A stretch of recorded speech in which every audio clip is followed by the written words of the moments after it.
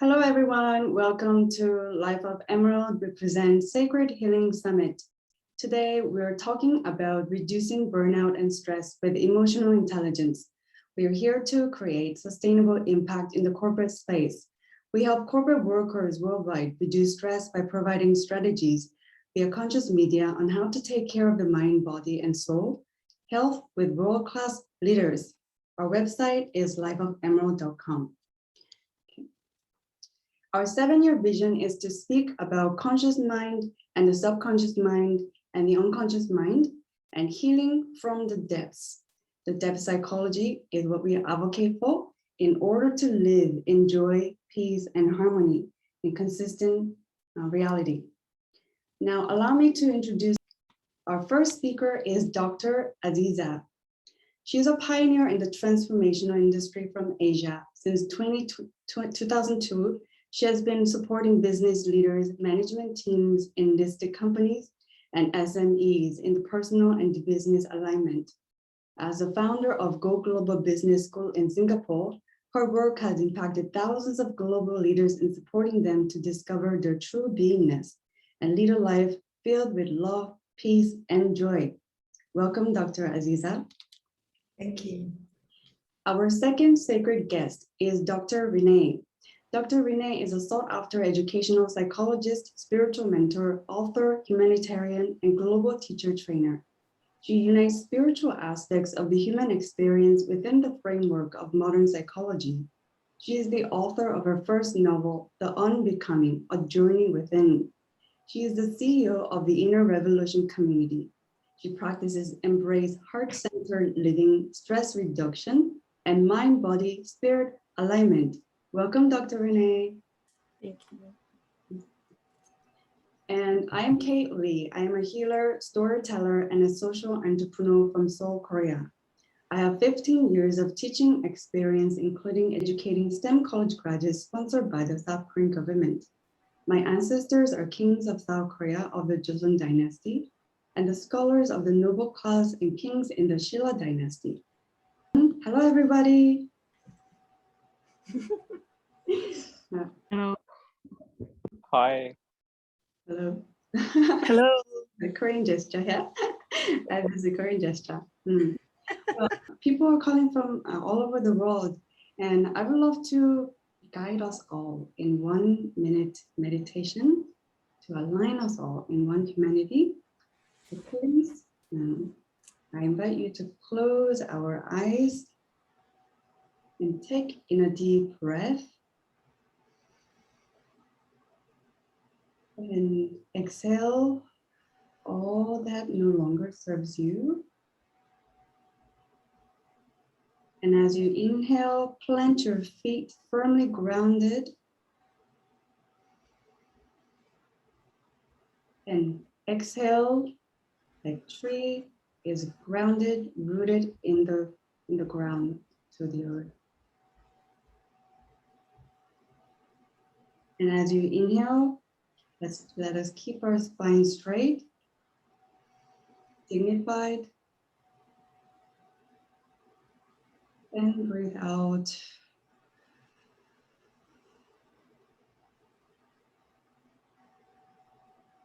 And please put your attention in your heart center.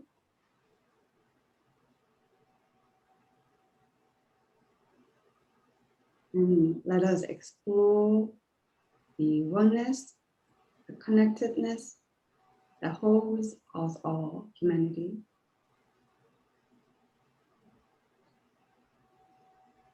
If you're ready, please open your eyes. And welcome, everybody. Today's intention is to help support people who are maybe experiencing burnout and exhaustion stress. Definition of emotional intelligence is the ability to understand, use, and manage your own emotions in positive ways, to release stress, communicate effectively, empathize with others, overcome challenges, and diffuse conflict. Now, I would love to ask our panelists some of the questions. How do we mitigate some of the burnouts and stress? So the first question is for all the speakers. doctors, what can we do to prevent from burnout and stress in our career, specifically in the corporate ecosystem, and what can one do about it? Well, for me, I've been giving this a lot of thought lately. In particularly many of the arenas that I speak, I've been working with medical practitioners, cardiologists, psychiatrists, and other individuals who are doing a lot of work in the corporate sector. And one of the points that keeps coming up is this idea of leadership, right? And really working from the top down. And when we look at models that are in place to recognize the mental, emotional, and physical health needs of employees, many times there's a lot of stigma. A lot of workers feel quite afraid to say that they need help or they need assistance. They might be deemed as non-productive or problematic or not being able to endure the test of time. So a lot of workers have indicated to us that they feel a little shy or a little nervous about approaching leadership.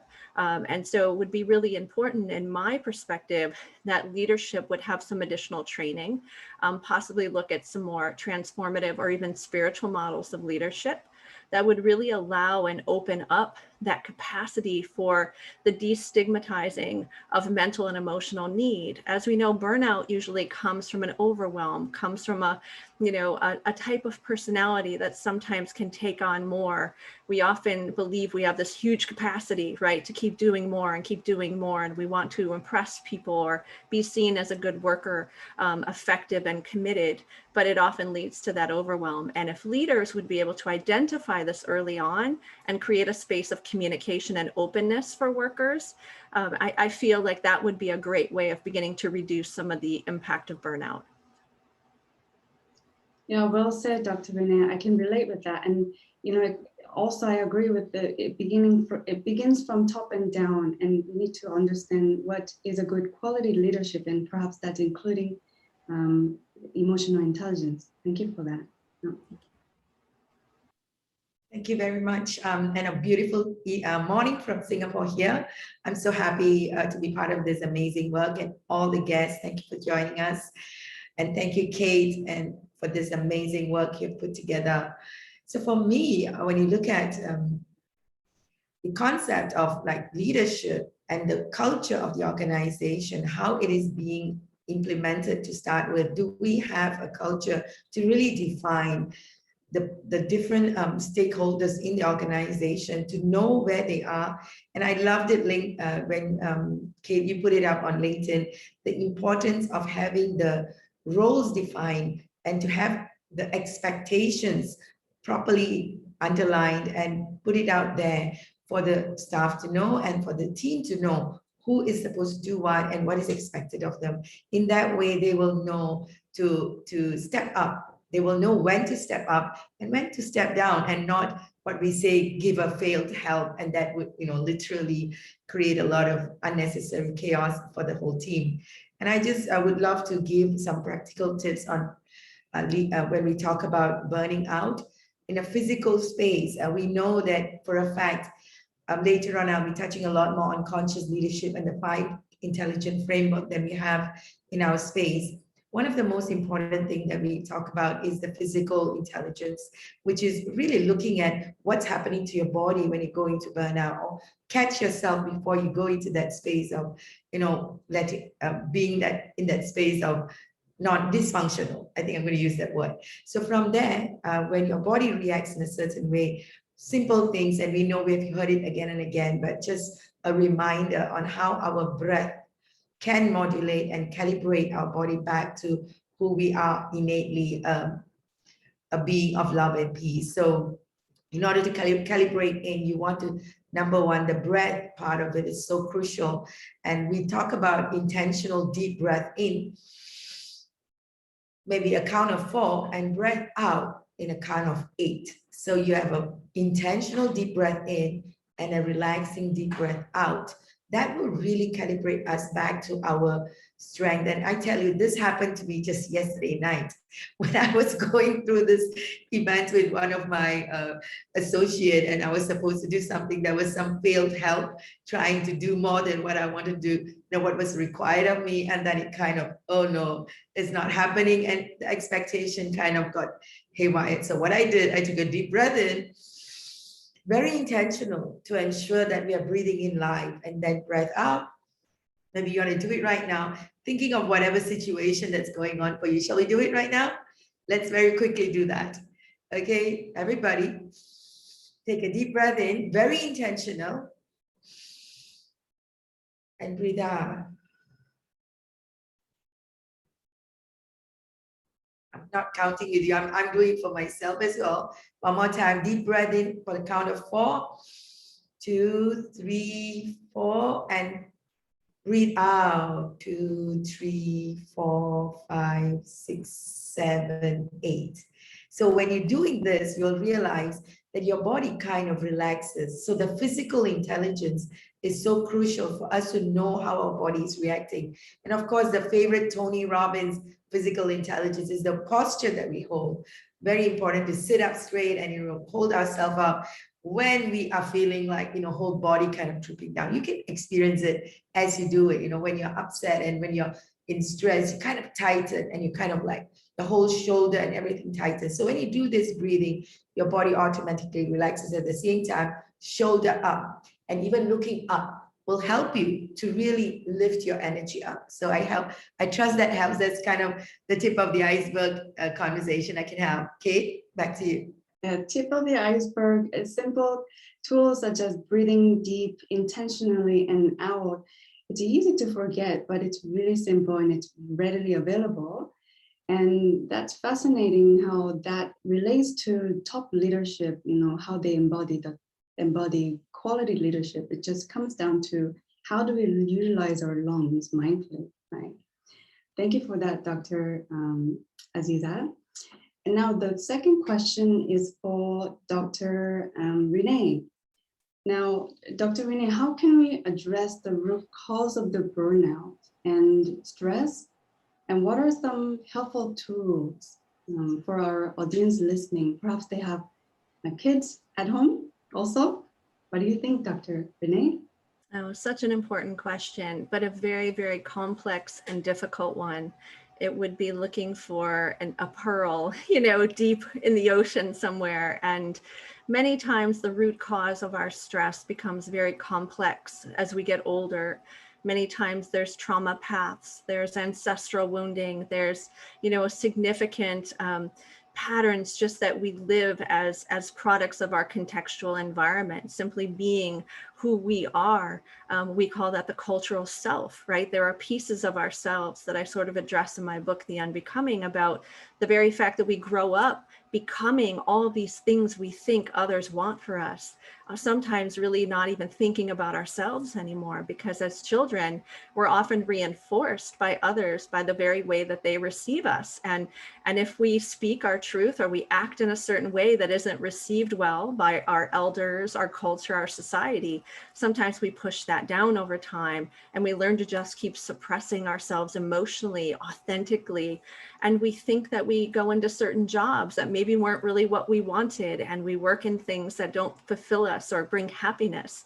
So there's so many things that could create that added layer where we're working in environments that maybe aren't our first choice. We start to lose passion in something that is our first choice. I've been an educator for 23 years, and I know as a teacher, I have faced burnout 3 times. And it could be due to the fact of feeling that we don't have power in situations. Sometimes as teachers, we feel very diminished in our power sources, and that can deplete us over time where we get apathetic.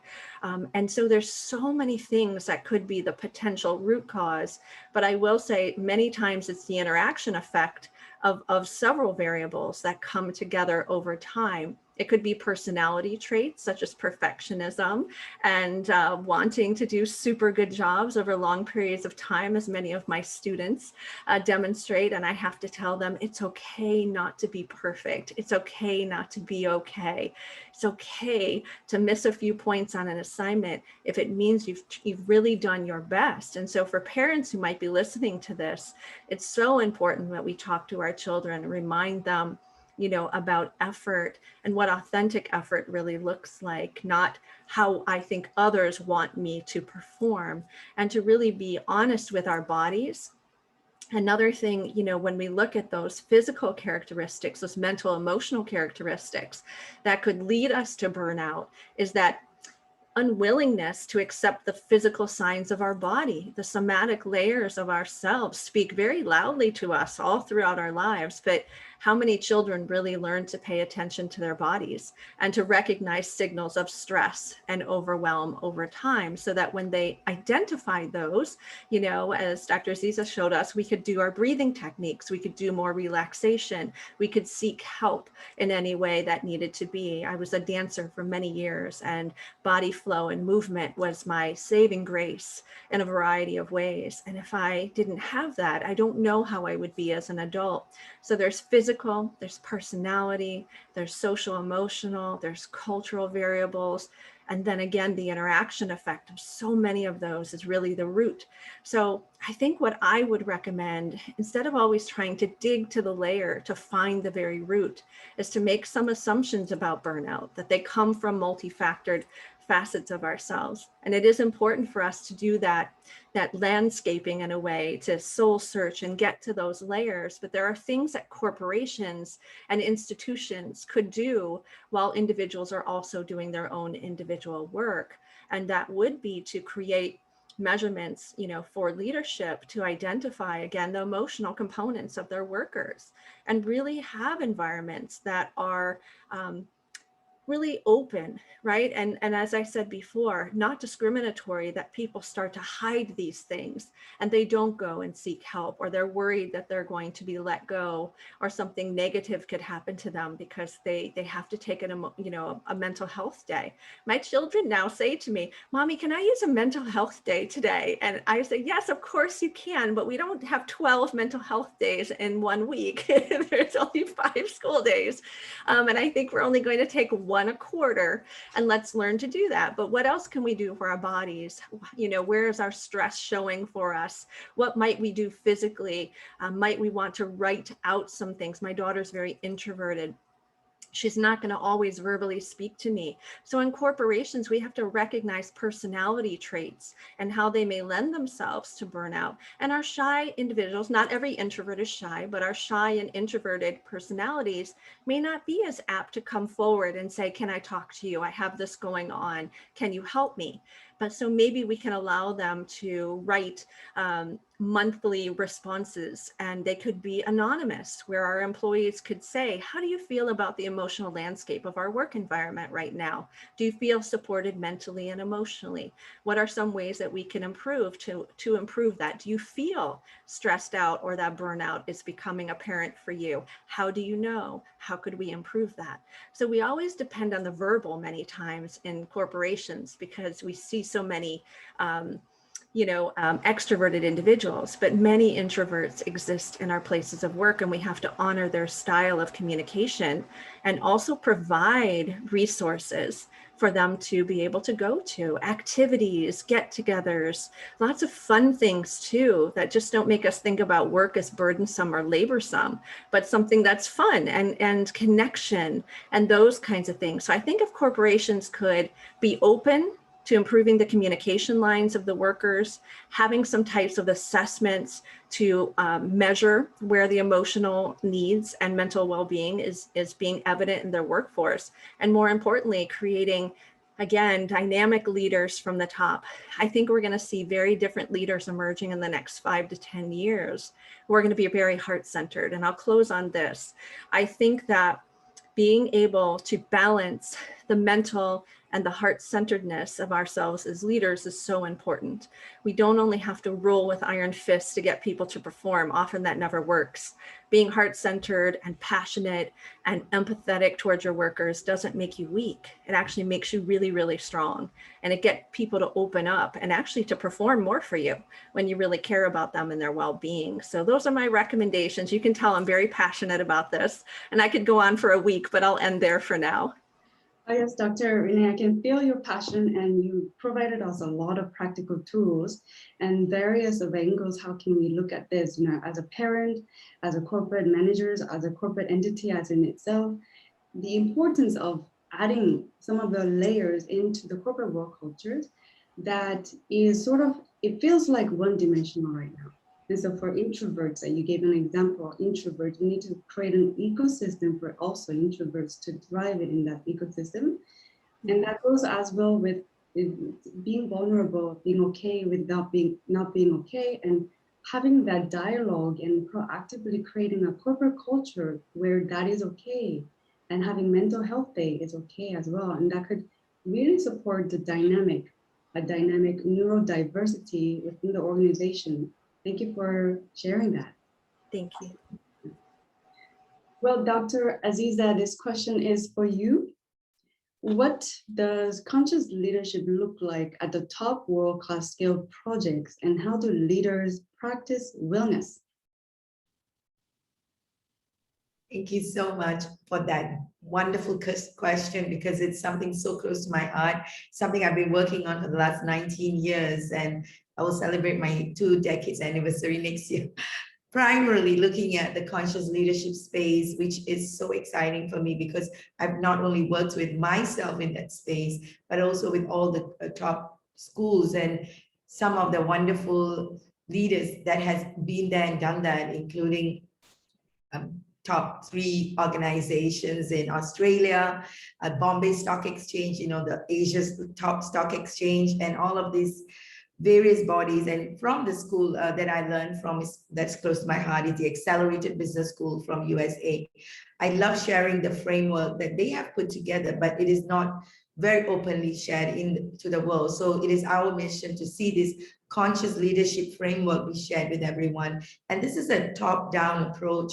As much as we talk about, empowering, and I loved what Dr. Renee was talking about in identifying the different characteristics and defining how our staff is. The responsibility at the top level is so important. Is always the needing. It's like the parent. You can't expect the child to do what the parent doesn't do. So it's so crucial for us as parents to really work on our leadership. Just like that, as corporates, it's our responsibility to take it on. And the framework that we have covers 5 intelligence, and that's why I love it that today we're talking about emotional intelligence, which is one of the most crucial part. And let me tell you, the 5 intelligence, I speak about them, they kind of complement and they cannot work alone.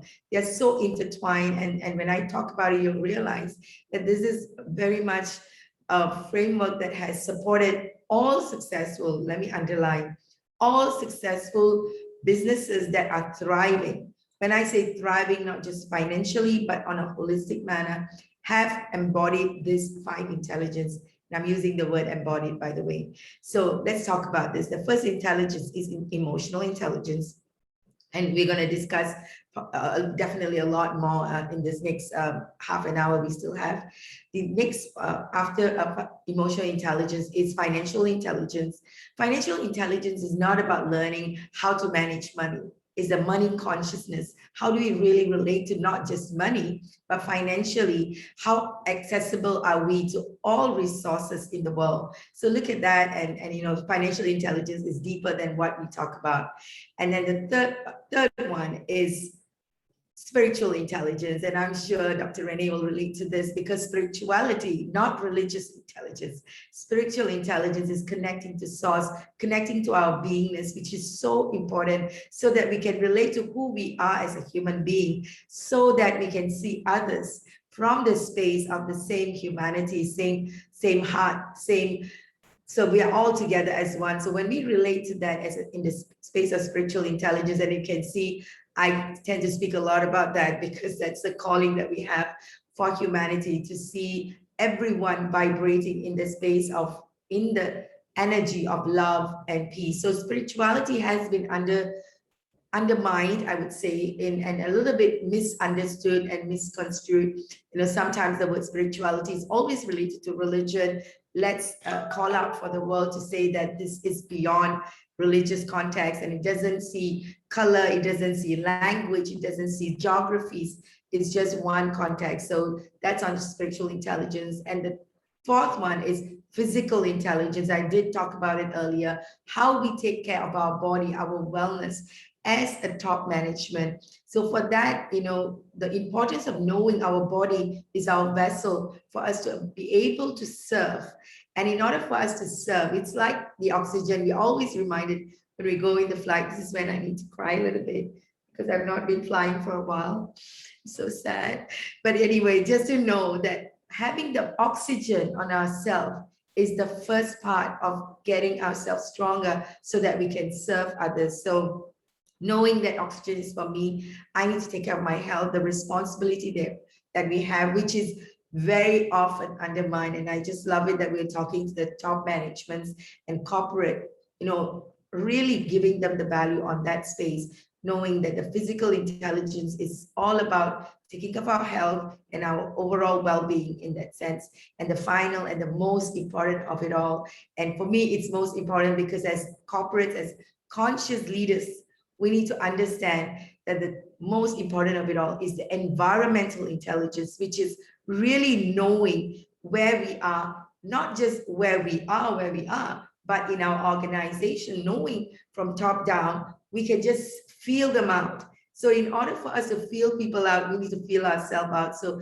that's where the environmental intelligence not just talks about the organization taking care of the well-being of everyone, which is so important, but also as a country, as an industry, you need to take that leadership. And that is a very powerful space to operate from. So environmental intelligence kind of also embodies everything. So if I'm telling you one, if you realize, I cannot speak about one without the other intelligence. So they always intertwine and they work together so coherently. And that's why in the conscious leadership framework that we have created in our leadership program, it reaches out to educators, it reaches out to spiritual leaders, mentors, trainers, coaches, and definitely business leaders right now thriving in the world. So I'm so excited. Kate, is there anything else you want me to add on? Did I miss out anything? You cover more than enough. Thank you, Dr. Azeeza. And the 5 pillar of intelligence, as you mentioned, is emotional intelligence, financial intelligence, spiritual intelligence, physical intelligence, and environmental intelligence. And I agree with you. Everything it goes hand in hand. And we can go, we can speak about emotional intelligence, but we also have to have in mind the environment where we're sitting at, what our organization structure is.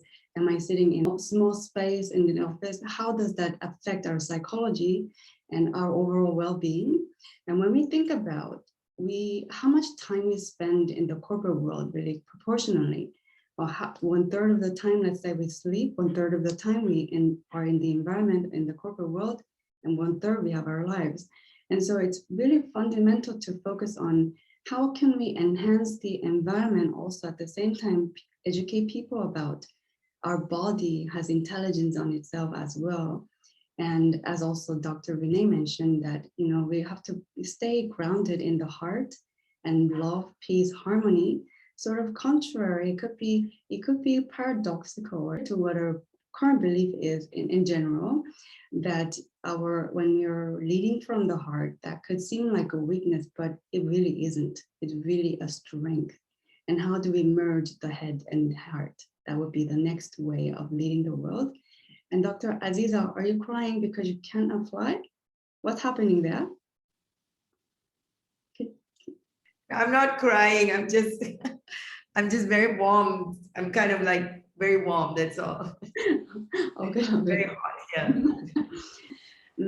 What does corporate culture need at this moment?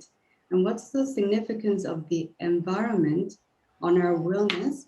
And specifically about wellness, what is the meaning of wholeness, beauty, Then, as you mentioned, Dr. Renee, what is groundedness and meditation?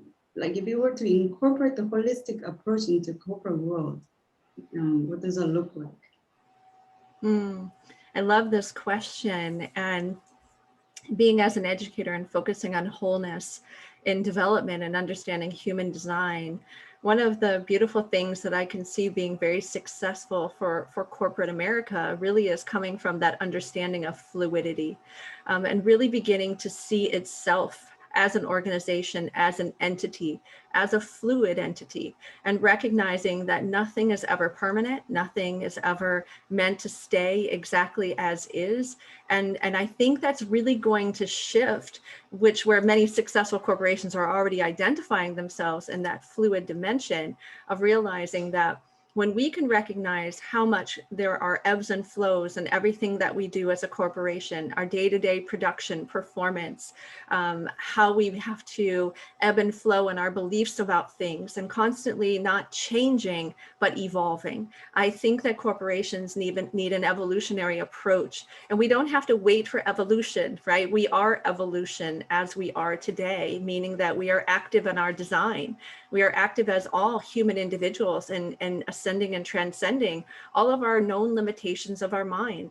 And if corporations can begin to be more human-like in that process, that beautiful process of evolution, it will be far more accepting of human flaws, limitations. And as you mentioned, that idea of balancing head and heart, really, when we think about, I talk about this all the time to people, that the mind was never meant to lead. The mind has its own unique duty, just as the heart has its own unique duty, and our spirit has its own unique dimension to who we are, what we are. And many times we've let that head lead us into so many different dimensions that has created a lot of our flaws and limitations in the business design. And again, we came with that perspective that the heart was a weakness. But now with the study of heart resonance and heart wisdom, the heart virtues, I would so recommend that corporations look at the actual scientific research on the heart virtues and how to identify those, how to incorporate those into their bureaucratic policies. Because if we, as a higher ed professor, if we take the responsibility of creating more training opportunities in our organizational leadership programs, and go beyond transformative leadership and adopt what Dr. Azeeza is talking about, spiritual leader, and other types of models such as that, and having the conscious component to that, and really evolving those business leadership models and allowing corporations to have that sort of breath to them, that living component that shows that they are ready to evolve and constantly not change, but transcend, meaning to be better than what we once were. I think we're going to see such a huge shift. And I know the world, particularly in schools, which is what I work through right now, we are really calling on a new type of administrator. You know, the old, systems, patriarchal dimensions no longer work for the schools. We have teachers who are burnt out. We have teachers who are exhausted, who show up every day in this pandemic and do 8,000, 80 million more things than is expected of them. And they are tired. We have leaders who just don't know how to meet their needs, but know they need to, but they don't know how to. And that's where the gap existed, was in the training of the leaders versus the emotional component that could be present for them. And these teachers could feel received and loved and embraced and understood. And these teachers would endure. Trust me, they would make it to 40 years, 35, 40 years, because they went into teaching because they loved it, but they're tired. And I can see this happening in corporations as well. Really well-minded people who loved what they did in the beginning, who no longer love what they do because they're just tired. So I think if we can get that model into corporations, I think we're going to see a really great transition. So hope that makes sense, because I'm still working through it myself in my heart and my mind, but that's what I'm really passionate about. So thank you. Yeah, Dr. Renee, thanks for filling in the gap between what might be missing in the corporate ecosystem at the same time in the university and higher education and education in general, system in general. And we do see the gap, but you articulated beautifully what might be a possible solution in this cultures in corporate companies and education system.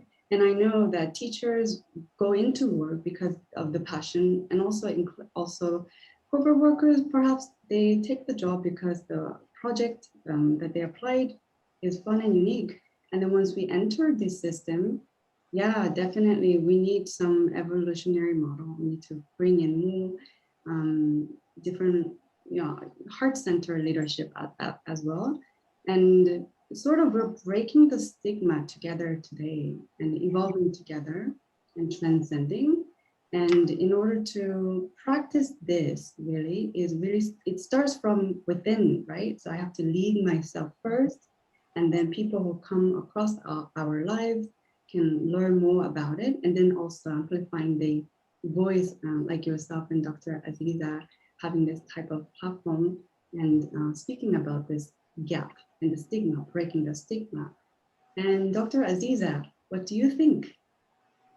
Oh my God, I just love how Dr. Renee was talking about and the importance of leadership. How do you define leadership in your company, and what kind of leadership is going to be there for everyone to ensure that you can lead them? And I just want to mention this leadership role that's so important, where we go and make whole brain, whole being decisions. So this is not just about the left brain and the right brain. We are prone to one or the other. And this was one of my experience with one of our mentors, which is in the Mahindra group. If you know, Mahindra is one of the top organizations in India. And by the way, I work a lot from India as well as from other parts of Asia and China as well. So Mahindra Group actually had this, the CEO of Mahindra Finance, who is Mr. Ramesh Iyer, and he talked about in even one of the Channel News Asia sessions that he was interviewed in, and also when I met him up in his office, the importance of how he takes care of his organization. And I just loved, as much as I heard him speak on the interview before, and then when I met him personally and having that one-to-one conversation, the part of him that said, as much as we are for the profit, which is there in the listed market, how he handles his clients, which is not all about the profit. It's like, if my client can't afford to pay me back my money, what would a normal corporate do? And what does this Mahindra Finance do? He said, well, Azeeza, we can't just leave them, they are rural people and we are there to serve them. So we'll sit down and come up with a solution to ensure they can pay us back. So that level of culture that is embodied from the top level is so important that it kind of just ripples down and flows down to impact everybody. And I want to highlight with this one conversation, every leader needs to look at. We talk about the morphic field in quantum physics, and the morphic field is what we're talking, is like the cloud, right? Every one of us are right now in the cloud, and we're talking about wellness and emotional intelligence. That's a morphic field we've created.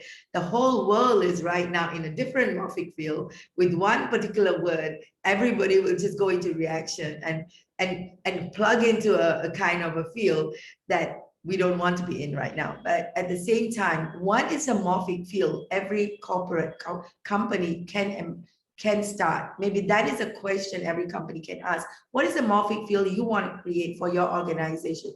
What is it? What does it encompass? What are the values you want to bring into the space?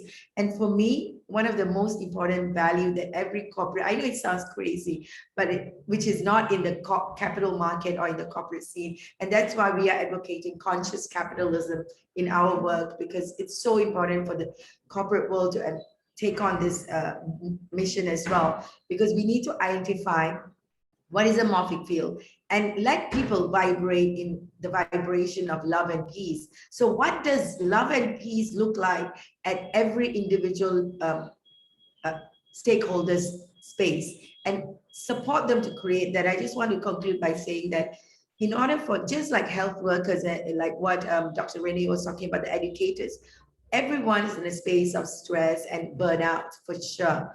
And in order for us to increase the vibration, the morphic field right now to vibrate in positivity is to increase the vibration of love and peace.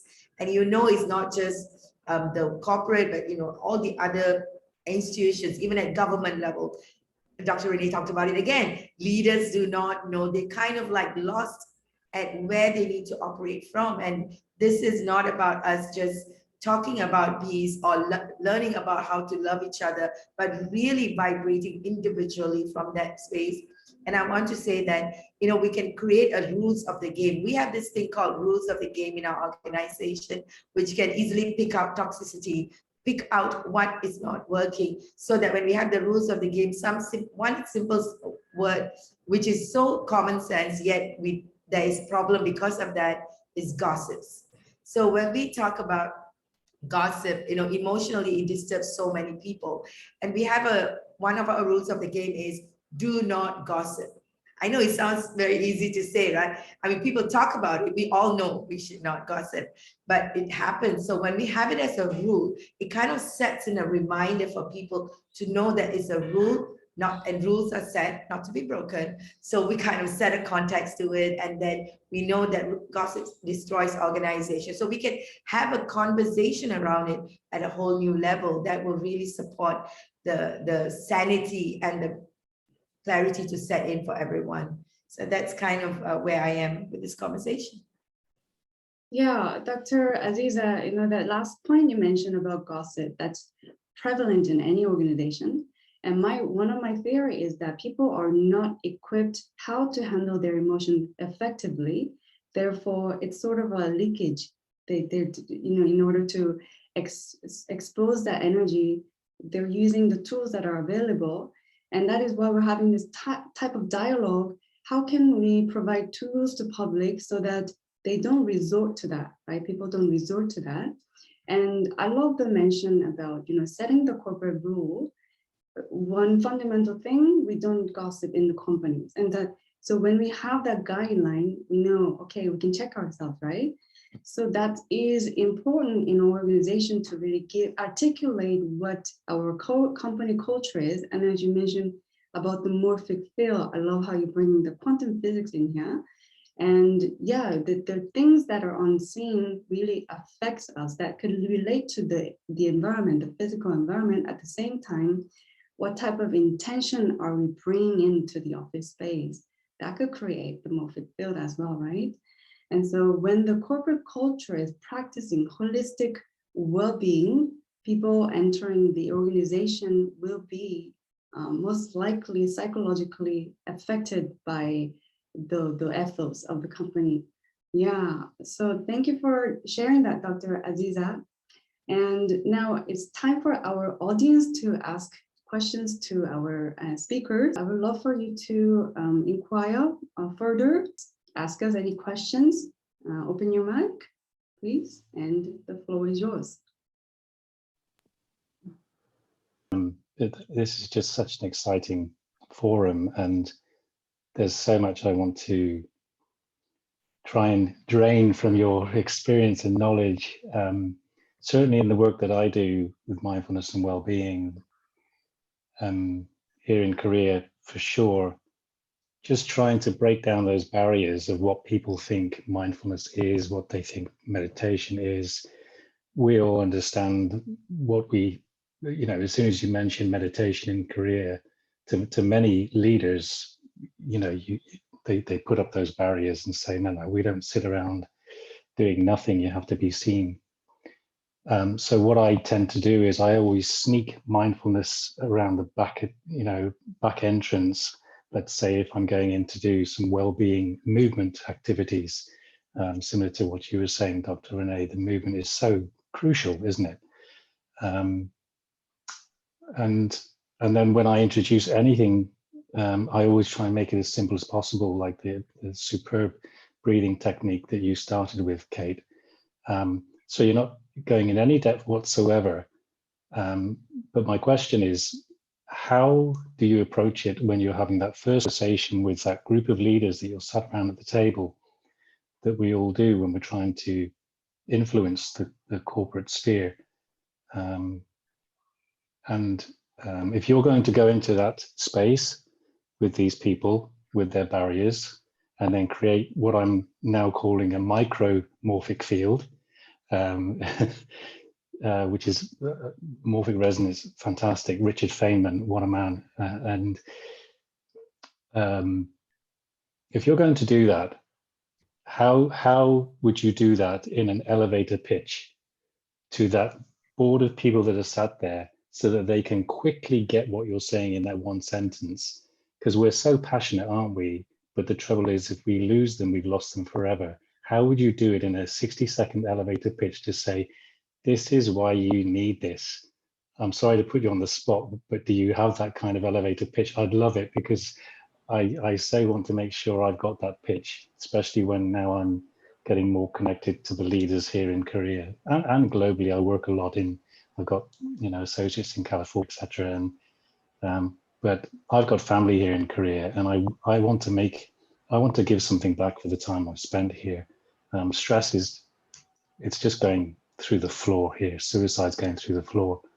I want to make a difference, but I don't have that elevator pitch. I don't seem to anyway, to get me started. How would you do it?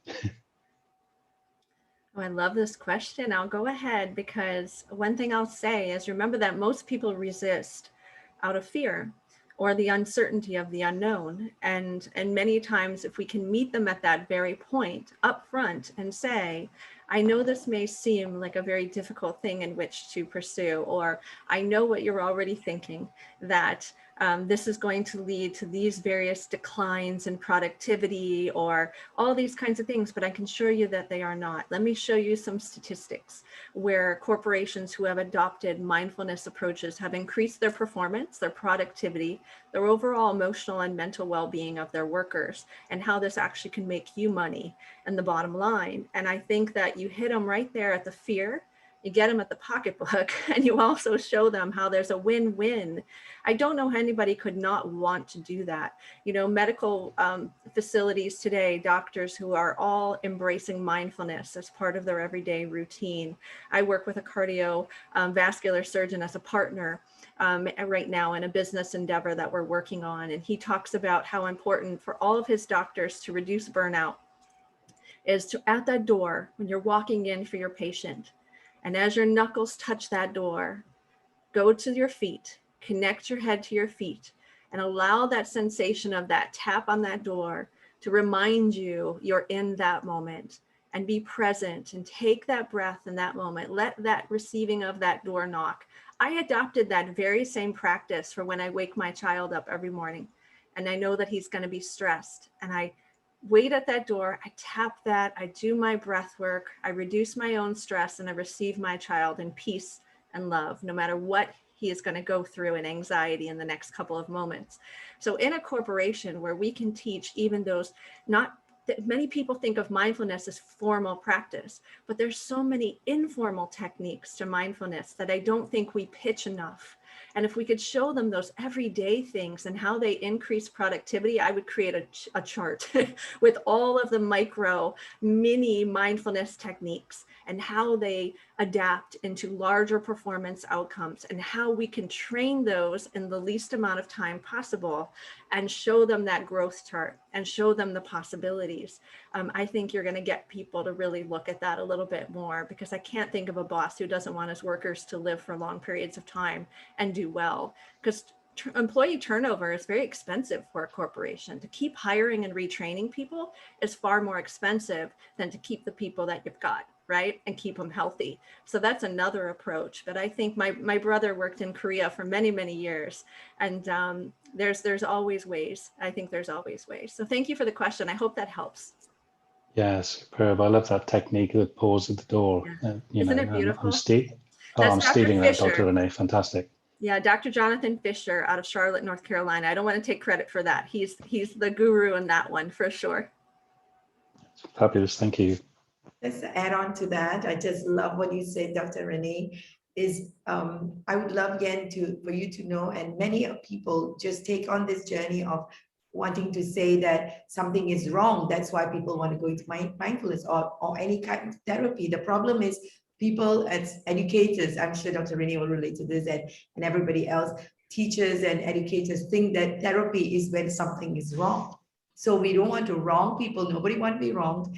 And, working with India, which is supposedly the most spiritual space, you'll be surprised the level of consciousness work is being exhibited or being shared at in the staff level. But they did start moving forward, and therapies or mindfulness does not even mean like sitting down and breathing.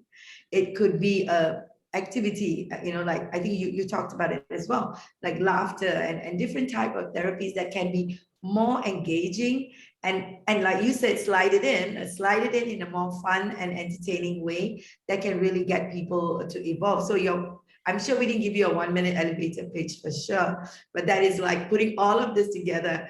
Now your challenge is how do you make it 1 minute or whatever number of minutes you want to see.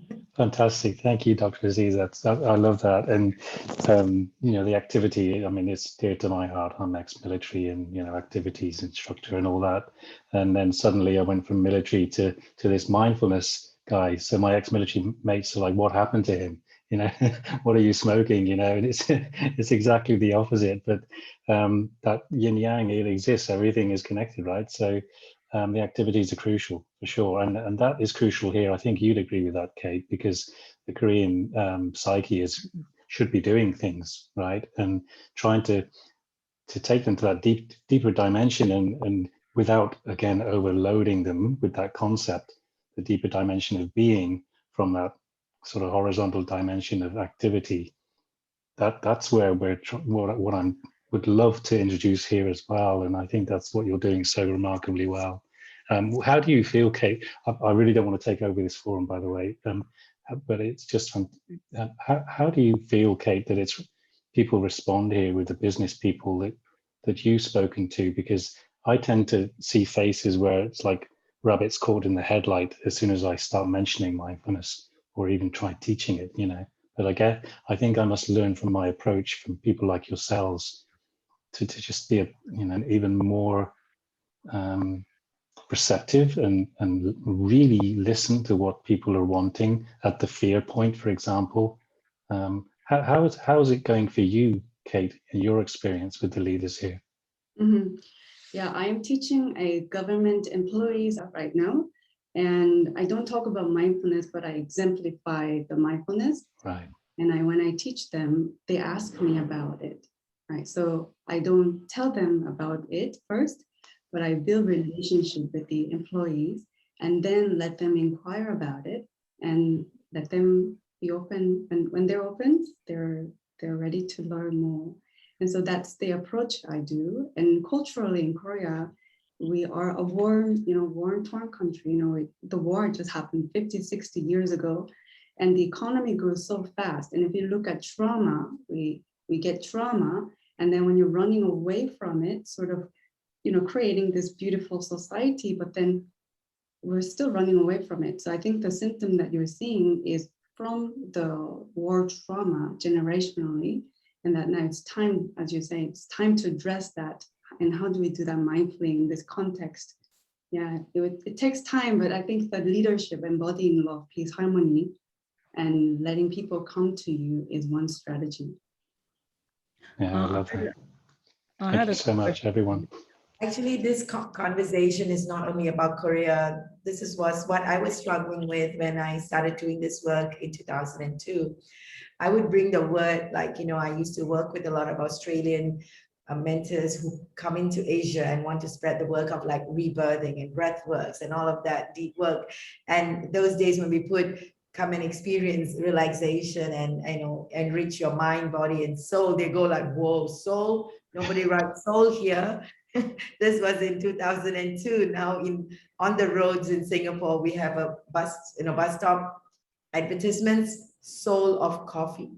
So even coffees have soul right now. Those days there was a struggle. So it's a process of really getting into that energy, and it's Asian. And as much as I am saying Asian, I also connected with a lot of people in UK. These are still not completely accepted from the space of wanting to. So the languaging I feel is so important, like what Kate said. It's languaging that matters for most people in that sense. And even for corporate leaders, right? We're going to talk to them about it, and maybe the owner might be receptive to it. Maybe the management team may not be able to accept this culture, And it can be very contradicting, and misalignment can happen when we are not able to do that. Yeah, I had one question that joined a bit of the two questions before. And I like the idea of Dr. Azeeza concerning the leadership and what Renee said about teaching children. And I've worked with a lot of children, and I think they are more sensitive to it and to learn it. But how do you do when you deal with adults that are not even aware they can vibrate at a different level? Because I think that's the thing. Like, people are not even aware they could do that.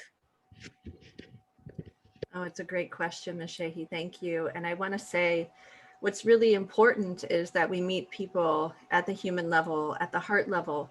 And when we push things onto people, especially those of us who've been on the spiritual journey for a while, we want to hurry up and espouse everything we've learned to everyone in this moment. And it's overwhelming.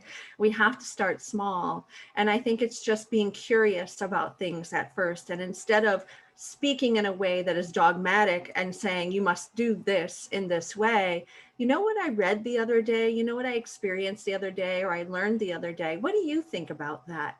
And I think when we open up really curious ways of communicating with one another, which again, from an emotional intelligence perspective, is about that give and flow, that give and take between ourselves and others, it really opens up a beautiful dialogue. And to really present individuals with the actual blueprint of how to get there. These are the steps. Here's some strategies.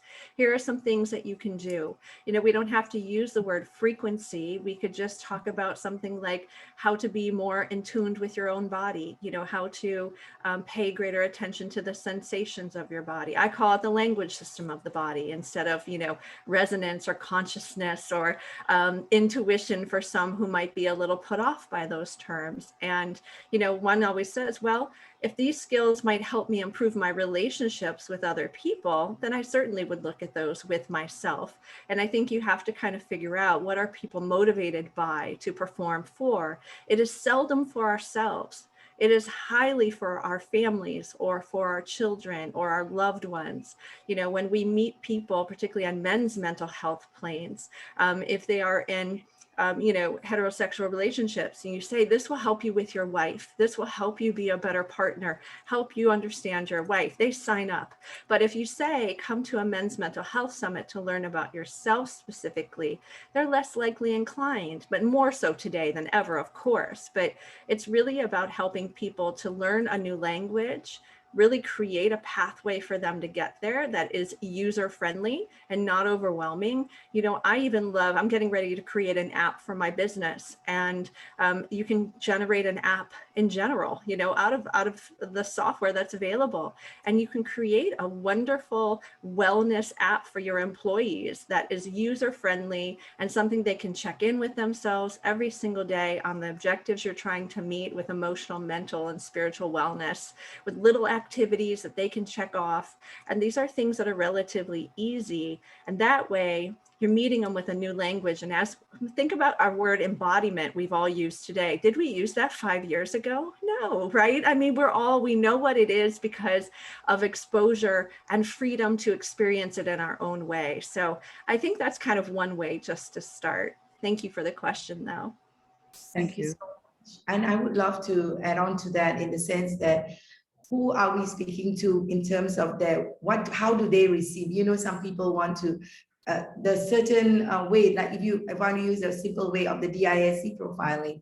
So different people have different way of receiving. If you know the DISC profiling, there's the people who are dominating. You want to tell them what to do, they will say, like, you know, go away. And then there are people who are high C's, compliance, they will want a lot of statistics. So, and then there are people who are high I, you would want to go for coffee with them and have a chit chat, right? And then the S steady people, you would want to give them some time to like really brood over it and come out. And so understanding profiling of an individual would really give a lot of value. And I would like to add on that fact that the why would they want to do it is so important. And knowing that pain points would really help. Go into the pain points of what really they need. And my favorite is always brightness of the future. What is the outcome they would love to have at the end of the day? What would it be for them?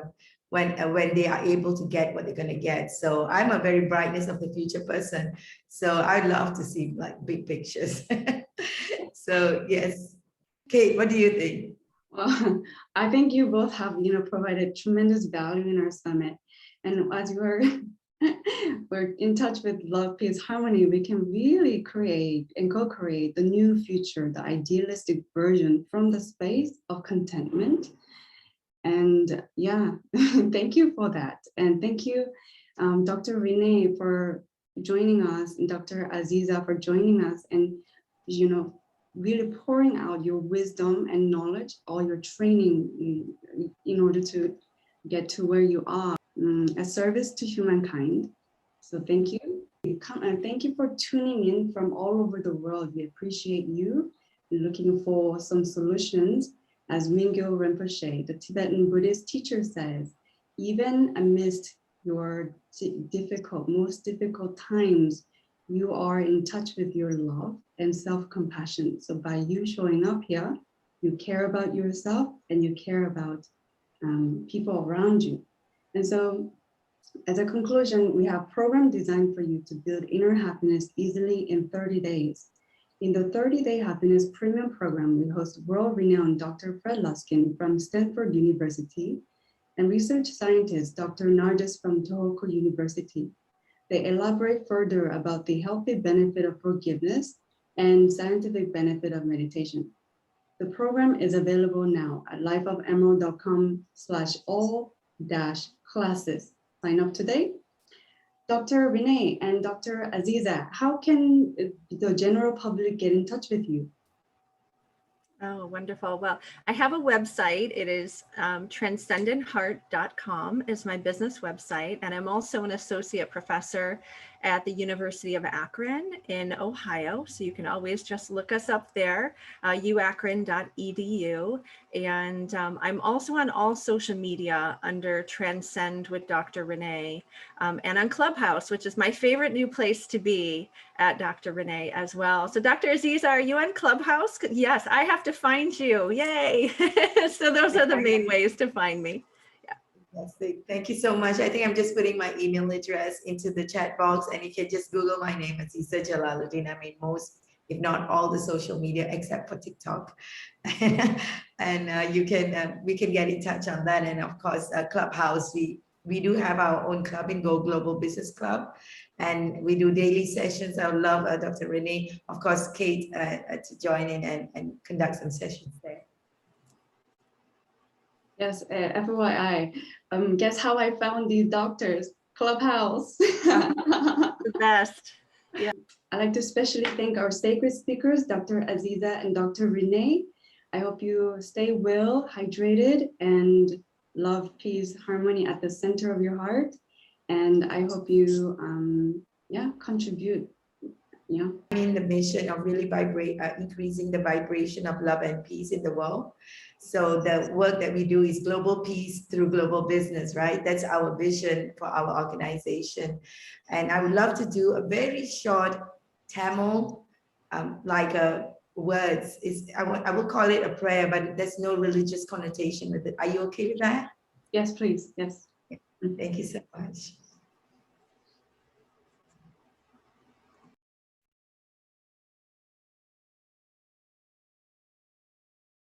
அங்கு இங்கு எனாதபடி நீக்கமர நிறைந்திருக்கின்ற எல்லாம் வல்ல பரிபூரணத்தில் உள்ள பரம்பொருளாகிய பரஞ்சோதி மூலப்பொருளாக முதல் பொருளாக முழுமை பொருளாக ஆதியும் அந்தமும் இல்லாத அருட்பெரும் ஜோதியின் அன்பலைகள் நாமே. We are the waves of love of the highest divine. அந்த அன்பென்னும் அலைகள் அலை அலையாய் நம் உள்ளம் முழுவதும் பரவி, நம் இல்லம் முழுவதும் பரவி, நம் உலகம் முழுவதும் பரவி, எல்லா உயிர்களும் இன்புற்று வாழ, சாந்தியும் சமாதானமும் சந்தோஷமும் அடைய பரிபூரண நல்லாசைகள். Let every heart be filled with love. Let every home be filled with love. Let every country be filled with love. Let the universe be filled with love right here, right now, and so it is. Thank you. Thank you for allowing us. Aho, amen, inshallah, namaste. Yeah. Take care. Peace, greetings, everyone. See you around. Thank you. Bye. So Thank much. you, everyone. Bye. Thank you, everybody. Thank you. Thank you. Bye. Bye. Wow, that was beautiful. Thank you. Thank you. Thank you. Oh, Please keep in touch. yes. Yeah. Okay. Bye-bye. Oh, bye. Bye.